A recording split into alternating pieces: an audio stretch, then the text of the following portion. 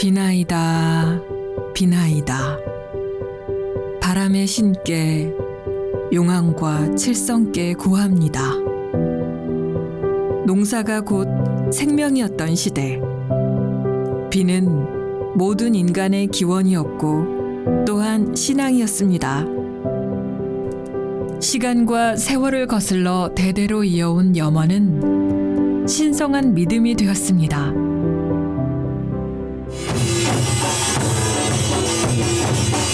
아지사 세운 후에 삼룡신을 모셨구나. 고서고 남은 심량 술도 빚고 떡도 하야. 음하신 삼룡신이 비를 몰고 오는구나.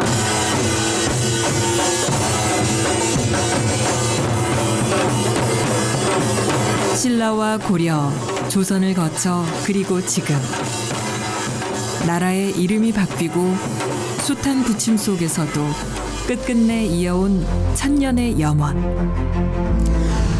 우리는 그 실체를 가야진에서 보았습니다. 예로부터 국가는 자연 지형이 특수한 곳을 하늘의 제사터로 삼아 염원을 빌었습니다. 국가의 선택을 받은 신성한 곳, 이곳은 가야진입니다. 신화나 전설 속에서 신적인 존재로 여겨진 용. 용은 동아시아에서 구름과 비를 관장하는 신령한 존재였고 한편으론 국가의 위엄을 상징했습니다. 경남 양산시 원동면 용당마을. 마을 사람들이 믿고 있는 신앙의 밑바탕엔 그 존재, 용이 있었습니다. 요즘 산능성 여기 순용사이거든요. 이 동네는 명산이 마주보고 있어가지고 그걸 안 해요. 여기는 6.25 때고 전사자가 없습니다. 이 동네. 전쟁 난 거는 알지만 피나는 저 꼴짝에 있는 사람들은 이 동네 피나는 와도 군대에 가가지고 전사자는 없어요. 그래 이 동네는 그래요. 숱한 비극이 난무했던 전쟁에서도 죽음을 피해간 사람들 모두가 용의 보살핌 덕분이었다고 믿었습니다. 마을 사람들에게 용은 수호신앙의 대상이었습니다. 낙동강 앞에요 내가 서가 있는데 용 세 마리가 이렇게 나를 보고 오는 거야. 하나는 암놈이고 두 마리는 숙놈이라 하면 이렇게 구불구불 이래갖고 은기가 이렇게 막 이래 오는 거라. 어떤 농사에는 그래. 햇빛도 중요하지만은 맞아. 햇빛보다 물이 더 중요하니까. 아유, 맞아. 그것도 저거 용신에게 하는 게 용산을 보고 또 절을 하거든. 앞을 보고 하지만 우리 당구 동네 저 산 보고도 같이 하라 이라. 어떤 용이라도 하나가 재물 놓으면 안 된다고. 양쪽을 보고 절을 하래. 나는 용신이 이렇게 건강하게 사는 것도 용신님 뜻이라고 본다. 국가와 조상으로부터 전해져 온 용을 향한 믿음. 그 믿음은 사람들의 기억과 경험, 그들의 삶 속에서 실제하는 것이었습니다. 마을 이름부터 용당마을답게 마을을 둘러싼 산, 그리고 그 앞을 흐르는 강에 이르기까지 모두 용과 관련이 깊습니다. 지금 가야진사가 있는 그 용당리라고 하는 그 마을의 지형을 보면 맞은편 김해 지역에 그 지상에서 보면 정말 용과 흡사한 그런 산이 있어요. 그 산을 용이라고 봤을 때 그 용머리가 낙동강으로 와서 이렇게 들어와 있거든요. 보시다시피 사방이 산으로 둘러싸여 있고 앞으로는 큰 강이 흐르고 있고 전통사회에서 어떤 풍수상으로 보더라도 굉장히 그다음에 좀 약간 그 분지로 돼 있고 그래서 정말 대단한 곳이다. 용의 머리를 닮아 용머리산이라고도 불리는 용산입니다.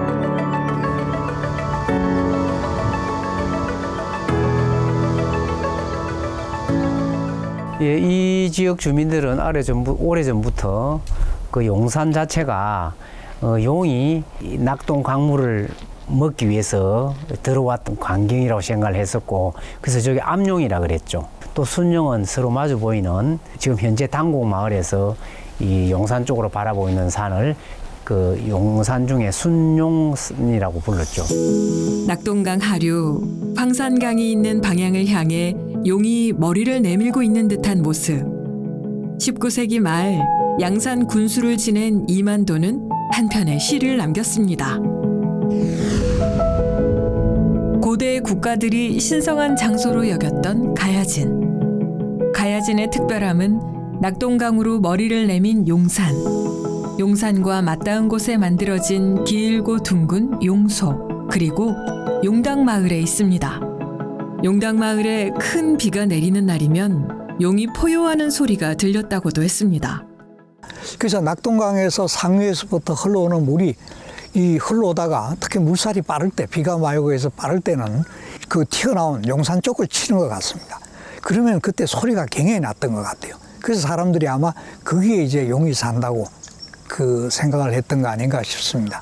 용소에 큰 물이 들이쳐 만들어진 소리를 용이 우는 소리로 여겼을 만큼 용은 마을의 정체성과 맞닿아 있는 존재였습니다. 용은 용당마을의 모든 것이었습니다. 지금은 용당마을로 불리지만 오래전 이 일대는 가야진으로 불렸습니다. 눈앞에 보이고 있는 이 낙동강은 과거에는 황산하라 불렸고 조선시대 때는 낙동강 또는 가야진이라고 불렸습니다. 그 이유는 여러 사서에서 기록되어 있는데요. 그 사서의 내용을 보시면 가야진의 이름의 유래는 가야로 가는 나루라는 뜻입니다. 즉 이곳은 삼국시대 때 가야와 신라의 격전지로서 신라가 가야를 정벌하기 위해서 가야진의 나루를 설치한 데서 유래가 되었다고 우리가 보고 있습니다. 삼국시대 신라와 가야를 나누는 영토의 경계. 동시에 경상도의 서쪽과 동쪽을 연결하는 교통의 요지. 1421년 이곳 가야진에 놀라운 사건이 일어났습니다. 조선 세종실록에 기록된 흥미로운 한 줄. 바로 용의 출몰입니다. 가야진사의 경우에는 용이라고 하는 것이 뚜렷하게 나오거든요. 이제 삼국유사에도 보면 그 근처에서 용을 제사 지내는 이야기가 나오고, 뭐 세종대왕 때 용이 나타났다는 기록도 나오고, 또 조선시대 세종 3년에 가야진에 용이 나타났다고 하는 게 왕조실록에 실릴 정도라는 것은 이게 엄청난 사건이었던 거죠. 실제 했던 용산과 용소. 그곳에 용이라는 실체까지 출몰했으니 이곳 가야진에서 용을 신으로 섬기게 된 건 어쩌면 필연에 가까웠을 겁니다. 이 낙동강에 가야진이라는 곳이 세 곳이 있었거든요. 조선시대 때 편찬되었던 이제 대동지지라든지 여러 사서에서 보시면 단묘조라고 제사터가 나온 기록이 있습니다. 근데 그 터에 대해서는 오로지 양산의 가야진 용당에 대해서만 동일하게 제사터로서 기록되어 있습니다. 가야진의 유일한 제사터. 그곳이 바로 이곳 양산 용당마을입니다. 가야진사에서 모신 용은 하나가 아닌 셋이었습니다. 그 지역에 사는 주민들에게는, 일반 백성들에게는 이미 그 용소에서 이제 휘몰아치는 그 물기를 용으로 믿는 그런 신앙은 아주 오래전부터 있었을 거라고 생각을 해요. 실제로 이제 가야진에서 모시는 용은 용이 삼용이에요. 용이 하나가 아니죠.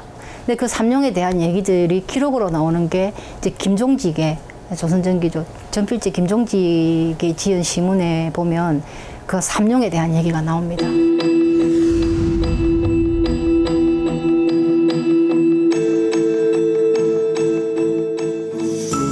설화 속에 등장하는 세 마리의 용은 한 전령의 꿈으로부터 시작됩니다.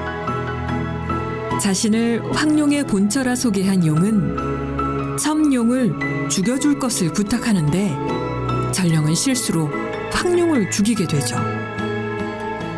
황룡의 죽음 이후 마을에 재앙이 계속되자 마을은 사당을 짓고 용의 분노를 달래는 제사를 지내게 되었다는 이야기. 그 설화는 수백여 년이 지난 지금까지 전해지고 마을 주민들은 용을 신으로 받들며 해를 거르지 않고 제사를 지내고 있습니다. 용의 분노를 달래기 위한 제사였고 또한 기원을 위한 제사였습니다. 이제 우리 일상 저기서 소용돌이 치는 물살이 막 이렇게 휘어 감는 게 보입니다, 사실. 소가 보여요, 소. 네, 보입니다. 보이고 소리가 하는 소리가 엄청 무섭게 그게 용이 우는 소리요? 처음에 저는 몰랐는데 그래서 안 그런다고 봐요. 지금도 비 오고. 오래전부터 있었는데 요번에 골랐네 골. 아이고야. 그러고 이렇게 쪼가리 나나랑 홍수 안 내달라고 저 제사 지내고. 비가 많이 오면 가물면은 또 비 내려달라고 또 지내고. 뭐 옛날에는 가래떡도 집에서 다 만들었거든요. 밀어가지고 그러니까 마지막에 용머리에 올리고 이렇게 만들면 그걸 용떡이라 했죠. 그래서 우리는 이제 여기는 그 용떡을 강가에 놔놓고 이제 빌죠. 지지낼락 하면 옛날에는 돈이 어디 있노? 곡식 이런 거로 거다 가지고 이래가지고 이제 용신제 이걸 살렸다 인가배. 그런 게 물이 드러나는 이거 재단이 할 수 있나? 그런 게 산에서 했지. 우리가 아시다시피 이제 중요한 국가 제의는 뭐 구한말 일제강점기를 거치면서 다 사라져요. 단절이 되는 거죠. 그렇지만 그때도 이 용당리 주민들은 숨어서 제를 계속 지냅니다. 물론 그 제의의 형식이 그 중사급의 제의 형식을 갖추지 못하죠. 숨어서 지내는데 어떻게 뭐 맞춰서 할 수 있겠어요. 하지만 지속해 왔다는 게 아주 중요한 거죠. 여러 기록들과 설화 속에 등장한 가야진의 용. 여기에 용산과 용소를 비롯한 뚜렷한 장소성은 용 신앙을 뒷받침하는 근거가 되었습니다.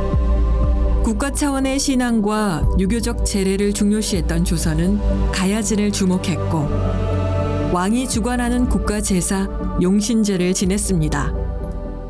국가 제사라고 하는 것은 기본적으로 그 천상의 그 초자연적인 세계, 신령의 세계와 통하는 그 채널을 국가가 장악한다는 것입니다. 그런 신에게 국가에서 제사를 지낸다고 했을 때 국가가 그럼 뭐냐? 기본적으로 그건 왕입니다. 왕의 이름으로 지내는 제사가 국가제사입니다. 천상의 세계와 통해서 결국은 이 백성들의 어떤 삶을 갖다가 평화롭게 유지해준다. 조선의 왕들이 용신제를 통해 빌고자 했던 건 무엇이었을까? 당시 조선은 농경사회였던 만큼 풍년을 기원하고 농사의 근원인 비를 염원하는 기우제의 성격을 띠고 있었습니다. 용머리 이것은 그 민간 신앙에서뿐만 아니라 굉장히 농경 문화에서는 굉장히 중요한 의미를 갖고 있습니다. 수신으로서의 그 의미를 갖고 있거든요. 그러니까 용이 황제나 임금용의 상징도 하지만 실제 민간에서는 수신으로서의 그 의미가 굉장히 강해서 우리 농사가 주업이었던 우리 민족에 있어서는 이 용왕, 용총, 용소, 용샘 이런 것들은 굉장히 중요한 의미를 갖고 있습니다. 국가 제례로서의 용신제를 이해하기 위해서는 중사의 의미를 알 필요가 있습니다. 이제 그 국가에서 여러 신들을 제사를 지냅니다만은 이제 중요한 신들을 신에 대한 제사를 대사, 그다음에 중간쯤 되는 신을 중사, 그다음에 제일 이제 좀 소소한 신들에 대한 제사를 소사라고 하는데요. 산악이라든지 강이라든지 바다라든지 이런 신이 바로 중사에 속하는데요. 우리가 이야기하는 가야진 용신제 쪽은 중사 중에서도 사독에 속합니다. 용산과 용소, 낙동강을 비롯한 실제 존재하는 자연. 거기에 용신앙에 대한 영험성이 더해져 중사를 지내는 국가 제사장으로 가야진이 선정되었으리라 추측됩니다. 가야진사라는 이름이 처음 등장한 신중 동국 여지승남. 국가가 지내는 제사 목록에 가야진사를 중사로 언급하며 왕의 권한을 위임받은 지방 관리가 비를 기원하는 국가 제례를 지냈다고 기록합니다. 해마다 향과 충문을 내려 제사를 지낸다고도 했습니다. 당시 큰 강에 지내는 4개의 제사를 사독이라 불렀는데 가야진의 황산강은 남쪽 지역을 대표하는 강이었습니다. 독이라는 게 왜 강을 뜻합니다. 근데 왜 강을 독이라고 그러냐? 강이라는 것은 모든 그 상류에서부터 하류에까지 더러운 것들, 이런 것들을 전부 실어 나르면서 우리들의 삶에 어떤 그 환경을 깨끗하게 해주고 삶에 도움을 준다고 생각을 해서 그걸 독이라고 그럽니다. 그래서 동서남북의 그 대표적인 강들을 정해서 이제 사독이라고 하는데, 바로 이 가야진 용신제를 지내는 가야진사는 그 사독 중에서도 남독, 남쪽에 있는 독, 남쪽에 있는 강을 뜻하는 것입니다. 삼국시대부터 남아있는 사독의 기록. 중요한 사실은 동서남북의 사독 중에서 가야진 용신제는 지금까지 남아있는 유일한 국가 제례라는 사실입니다. 중요한 의미를 갖고 있는 거는 지금 그 공주라든지 강원도라든지 다 사라져 버렸는데, 그 국가제사의 흔적이 다 사라져 버렸는데, 여기만큼은 그 중사의 어떤 국가제사로서의 중사의 의미가 그 흔적이 남아있다는 겁니다. 어떤 관주도의 어떤 국가제사로서의 그런 흔적과 마을 사람들에 의해 이루어지는 용신제로서의 이중적인 그런 성격을 잘 봐야 되겠다. 국가 제례로서의 중사이자 그 장소인 사독. 그 의미만큼이나 중요한 것은 그 제례 의식이 지금까지도 존재한다는 사실입니다. 가야진 용신제가 중요한 이유는 첫 번째로는 역사성이죠. 이렇게 재장이, 그리고 시기가 뚜렷하고 성격이 뚜렷한 제사터가 나온 곳에서 우리가 지금 600년 넘게를 그 장소에서 제사를 지내고 있는 거거든요. 그런 유구한 역사성, 지속성, 장소성, 이런 것들은 어느 제장에서도 가지고 있지 않은 아주 특별한 그런 예라고 볼 수가 있어요. 물론 위기는 있었습니다. 1925년 을충년에 큰 홍수가 일어났고, 그로부터 12년 후 대홍수가 또다시 마을을 덮쳤습니다.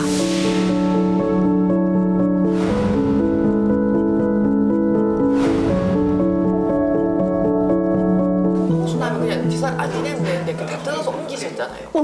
옮기지. 예. 산으로 옮겨가지고 그때는 우리 마을 앞에도 전부 물이고 이 철쭉만 높았지 이것도 이리 물이고 그랬는데도 이 제사만큼은 이제 소중히 여기가지고 제사를 산에서 지냈단 말입니다. 이거로. 그래가지고 이제 지금은 이제 이게 물이 안 들도록 해가 털어 돋아가지고 이제 이래갖고 여는 이제 지금은 안 들거든요. 그때 옛날에는 물이 들어갖고 배 타고 다니고 우리 시집 올 때에도 원동석 나룻배 끌고 이거 배 타고 왔다니까 그때도. 대홍수 속에 큰 피해를 겪으며 1937년 마을은 통째로 이전을 해야 했습니다. 그 과정에서 주민들은 용신을 모신 가야진사를 빼놓지 않았습니다. 가야진사가 지금의 원래 위치를 되찾게 된 건 비석골로 제당을 옮긴 지 30년 만이었습니다. 쓸려 내려가지 않게 그물을 다 뜯어서 지붕하고 벽을 다 뜯어서 비석골이라고 하는 조금 산 쪽으로 옮겼다가 거기서 또 제사를 지내고 또 67년이 되니까 이제 원래 자리로 돌아가야지. 원래 자리는 저 자리잖아. 왜냐하면 그 앞에 용소가 있고 우리가 믿는 용신이 사는 곳으로 가야 되잖아요. 그래서 67년에 다시 옵니다. 이러한 것들의 주체가 다 민이라는 거죠.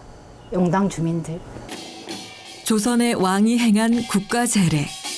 하지만 조선이 없어지는 역사적 소용돌이 속에도 모든 것을 집어삼키는 자연재해 속에도 가야진사 용신제는 살아남았습니다. 모두가 주민의 의지로 가능했던 일이었습니다. 한 1908년 되면 우리 국가 제례라는 것이 이제 중단이 됩니다. 다 이제 폐지가 되는데 이 가야진 용신제 이 자리에서만큼 주민들이 그냥 큰애들의 방식으로, 우리네들의 방식으로 제례를 이어온 거죠. 관에서 지내지 않는다 하더라도 우리 주민들은 구태여 중단할 필요가 없이 그냥 이어온 거라고 봤죠. 주민들의 입장에서는 이 터가 아주 영험한 자리죠. 이제 가야진 용신제는 양산을 대표하는 삼양문화축전의 중요한 한 축이 되었습니다. 누구나 즐길 수 있는 풍물 중심의 대동놀이 성격이 짙어졌습니다. 제사잖아요. 근데 현장에서 와서 보면 민속적인 부분이 상당히 많이 포함이 되어 있죠. 그래서 정체성에 혼란이 온 거죠. 민속과 제사의 결합이라는 거죠. 가야진 용신제는 경상남도 민속자료로 지정된 무형유산입니다. 하지만 지금까지 국가 무형유산으로 인정받진 못했습니다. 2015년도에 먼저 1차 도전을 했었고요. 2019년도에 2차 도전을 해서 현지 조사까지 갔었는데 일단 지정 심사가 안 되었거든요. 국가 재래에 민속이 너무 많이 가미가 되어 있어서 많이 변형되었고 국가 무형유산으로서의 가치에 대해서는 좀 의심을 받았던 부분이 있거든요. 국가 무형유산으로 지정된다는 건 지역뿐만 아니라 국가적으로 그 전통성을 인정받는다는 의미로 전통성을 인정받기 위해선 가야진 용신제가 국가 차원의 제례였다는 사실부터 증명해야 합니다.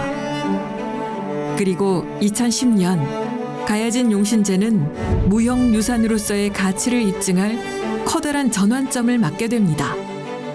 분청사기를 비롯한 기와와 옹기 등 총 219점에 달하는 가야진사의 유물이 발굴된 겁니다. 처음에 2009년 당시에 4대강 살리기 사업이 추진이 되었고 이 사업이 본격적으로 추진되기에 앞서 이 일대에 대한 문화재 지표 조사를 실시하게 됩니다. 그 조사 결과 이 용당리 일대에 유적의 존재 가능성이 높다라고 조사기관에서 의견을 내었고 당시 조사 결과에서는 아마 이것이 가야진사와 관련된 유적이 것이다라는 의견이 나왔습니다. 여러 기록과 문헌에 수차례 등장한 가야진. 주민들에 의해 지금껏 전승돼 온 용신제. 하지만 국가 무형유산으로 지정되기 위해선 그 이상의 것이 필요했습니다. 가야진사 유적지는 가야진 용신제의 역사적인 실제를 증명할 수 있는 결정적인 근거가 되었습니다. 가야진사 유적 발굴 조사를 통해 이 발견된 도자 제기들은 조선시대 중사가 행해졌던 가야진사에서 라는 정확한 사용처를 알 수 있는 유물로서 그 의미가 매우 크다고 하겠습니다.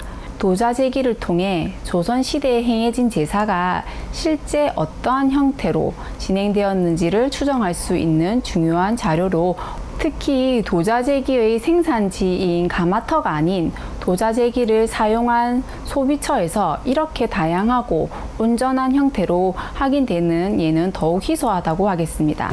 15세기 당시의 가야진사 제당과 제단, 그곳에서 출토된 제기의 의미는 각별합니다. 가야진사를 건립했을 당시 사용됐던 제기는 분청사기, 특히 희준과 상주는 1454년과 1474년의 제기도설 기록과 일치했습니다. 가야진사가 적어도 600여 년 이상 지금의 자리에 있었다는 걸 의미합니다. 어떠한 무형유산이라도 장소가 없으면 의미가 없어요. 어떤 장소에서 하느냐가도 상당히 중요하잖아요. 근데 이제 지금의 장소가 단지 기록에만 나오는 장소가 아니고 실제 하는, 그리고 실제가 분명한 그러한 이제 장소인 점에서 무형유산이 뚜렷한 장소성을 가지고 결합되어 있다. 가야진 용신제의 국가 무형유산 승격을 위한 본격적인 논의가 시작됐습니다. 세심한 보완을 위해선 사소한 것 하나부터 다시 제대로 보아야 합니다. 앞으로 다 예산 들어갈 문제인데 이런 게 안 됩니다. 이 격에 절대 맞지 않아요.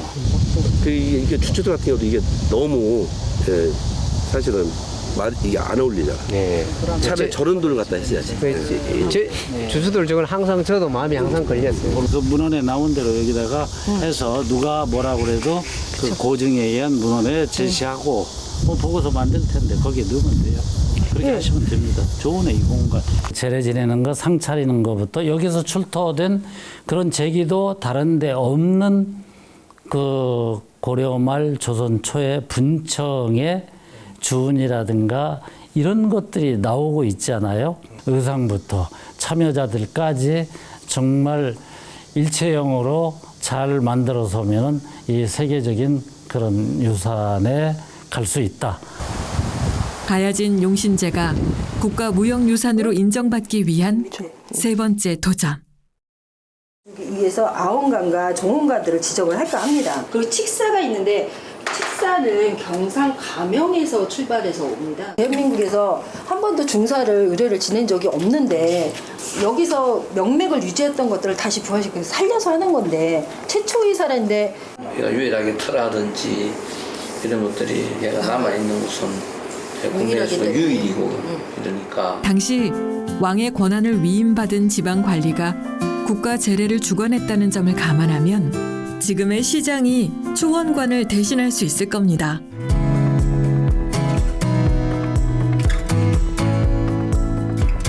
가야진 용신제의 제복을 복원하는 작업이 한창입니다.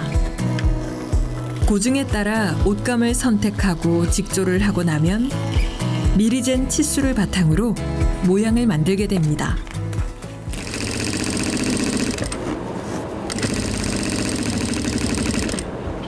접혀가지고 모자가 형태가 되는 거예요.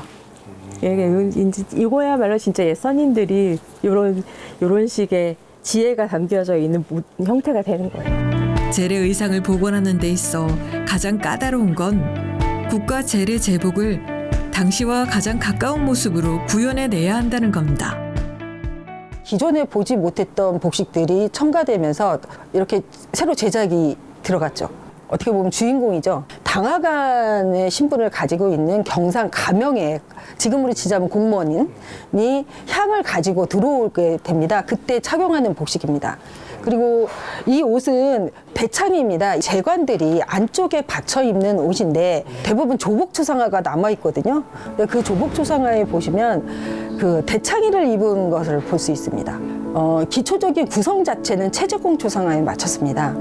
도포입니다. 지금 그 집사자들이 입는 옷이라고 보시면 됩니다.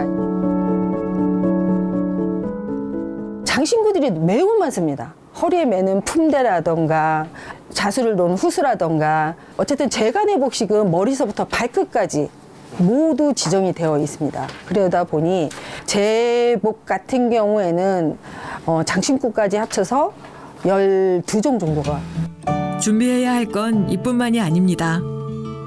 문헌과 초상화를 토대로 최대한 그 시기와 가까운 형태를 구현하는 복원. 원단부터 바느질, 머리부터 발끝까지 꼼꼼한 해석이 필요한 작업입니다. 단순히 제복을 복원하는 것 외에도 재래의식의 순서와 내용도 알아둘 필요가 있습니다. 그리고 저기 재간들이 이제 합장을 할 때는 이렇게 손이 안 보이게 손가리고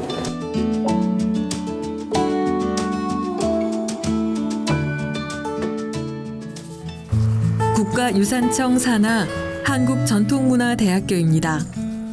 다 기본 베이스는 우리나라에서 유일하게 국가유산을 전문으로 탐구하는 대학으로 가야진사에서 발굴된 제기가 이곳에서 복원됩니다. 이번에 제기 복원 관련해가지고 이제 복원에 앞서서 흙이나 이제 복원에 사용되는 재료들의 색상을 먼저 확인하려고 실험을 먼저 진행했는데요. 이제 그 실험된 시편 안에서 유물이랑 최대한 비슷해 보이는 원료들을 선별해서 이제 작업을 진행하게 됐습니다. 근데 이제 실제로 사용되는 거라서 이제 고온으로 떼게 되는데 그럼 이제 유물이랑 지금 시편이랑 색깔이 조금 다를 수밖에 없거든요. 이제 그러니까 이건 이제 밑에 이제 이게 저하도약 칠한 건가? 네. 이거 말고 이렇게 단색으로 그냥 나온 거예요. 이것도 좀 밑에 좀 칠한 모양이야? 네, 단색으로 나온 것들 이게 제가 같은 유약인데 2번 이렇게 담갔다 뺀 거거든요. 지금 여기 이제 시편 중에는 이제 요 앞에 있는 이 3개 정도가 가장 그래도 좀 앞으로 이제 그 재현 과정을 진행을 할 때 그래도 좀 기본으로 삼을 수 있는 그런 시편이 아닐까 생각해요.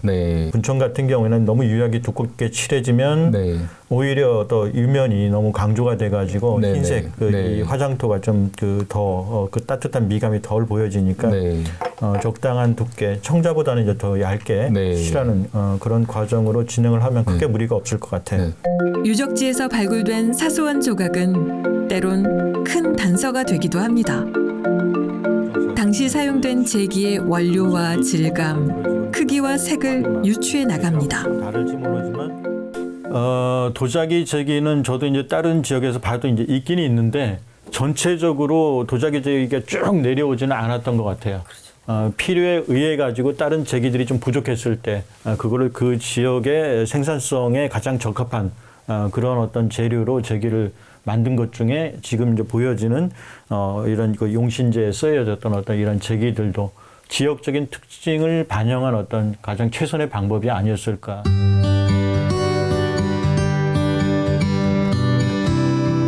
가야진사 유적지에서 출토된 제기는 가야진 용신제의 역사성을 가장 뚜렷이 증명합니다. 가장 특징적인 건 당시의 제기가 분청 사기로 만들어졌다는 건데요. 분청 같은 경우에는 흙이 이렇게 유약을 칠해서 구우면은 한 15% 정도까지 줄거든요.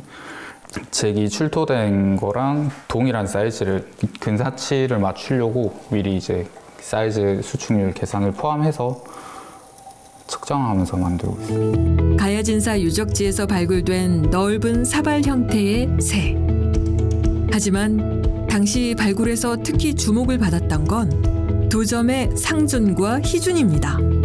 소의 모습을 본떠 만든 희준은 1400년대의 올해와 국조 올해의 설해에 기록된 모양과 일치합니다.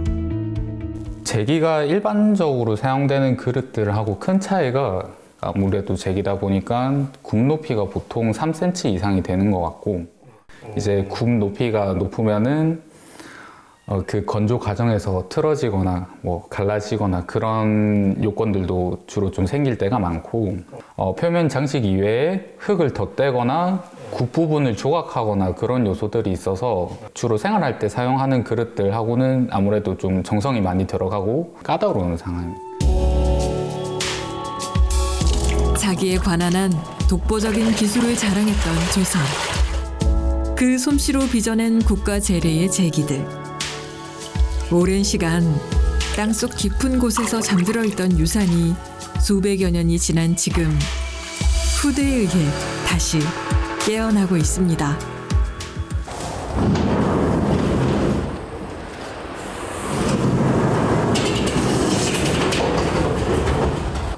한편 제기가 올라갈 제사상을 만드는 작업이 동시에 진행되고 있습니다. 가야진 용신제 같은 경우에는 문헌에는 소재가 뭘 사용되는지 기록은 없습니다. 조선시대에 우리 주위에 가장 이렇게 흔한 게 구하기 쉬운 게 소나무이기 때문에 그래서 한옥의 소재도 소나무이고요. 정확한 기록이 남아있지 않다 해도 당시 정황을 최대한 유추하고 추적해 나갑니다. 가야진 용신제가 국가 재래였던 점을 감안해 조선시대의 종묘와 사직의 의례를 바탕으로 하되 조립이 아닌 짜임 형식을 취했습니다.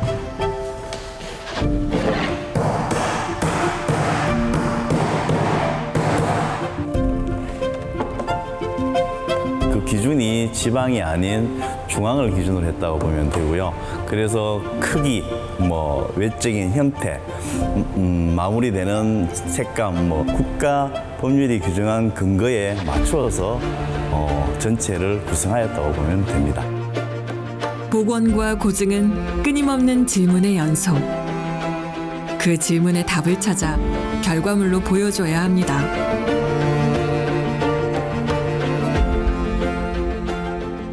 이 표충사는 사자가 절사자가 아니고 사당 사자를 쓰는 거예요. 창두를 담아서 지하 간주구에 부어서 최백을 모셔오는 그런 절차가. 가야진 용신제가 국가 무형유산으로 지정되기 위해선 국가 재래로서의 형식과 절차를 따르는 과정이 반드시 필요합니다. 가야진제라는 곳이 조선시대 그 제사의 중사로 그 구별되어 있는 제사이기 때문에 가급적이면은 그 충간 통고에 기본해서 거기에 언급되어 있는 행례대로 제사를 보시는 것이 가장 그 보편적이고 타당하지 않겠는가 하는 절하고 그다음에 손 닦고 국가의 재래였던 가야진 용신제지만 민간 중심으로 전승되어 오는 동안 재래의 과정과 형식에 적지 않은 변화가 있었을 겁니다. 그때 다 같이 내려가지고 한 번에 같이 절하고 나가는 거예요. 지금 재래의식 하는데 종전에 우리 했던 것보다 가장 많이 바뀐 게 이제 집사자 수가 조금 바뀐 것 같고, 그 다음에 동선이 너무 많은 게 좀 그게 단점이라고 지적했는데 그거는 참 와닿는 것 같습니다. 전향축이라는 의식을 추가적으로 이제 저희가 복원해서 조선시대 때 중사제사의 모범 답안을 만들고 싶었습니다. 민속과 국가 재래가 결부되었다는 그 단점을 저희는 부정적으로 보지 않고 그것이 가야진 용신제만이 가지고 있는 정체성 또는 우리 민족성이 함양된 특징이지 않을까 하는 고민을 했고요. 변형됐거나 혹은 누락된 과정들을 다시 찾아가는 과정. 지금껏 용신제를 지켜온 이들이 마을의 주민들이었듯 용신제를 바로 세우는 이들도 마을의 주민들입니다. 양쪽에 기둥이 있고 용머리가 있습니다. 사당이 이쪽이지. 북쪽이 만약에 이쪽이다 생각하면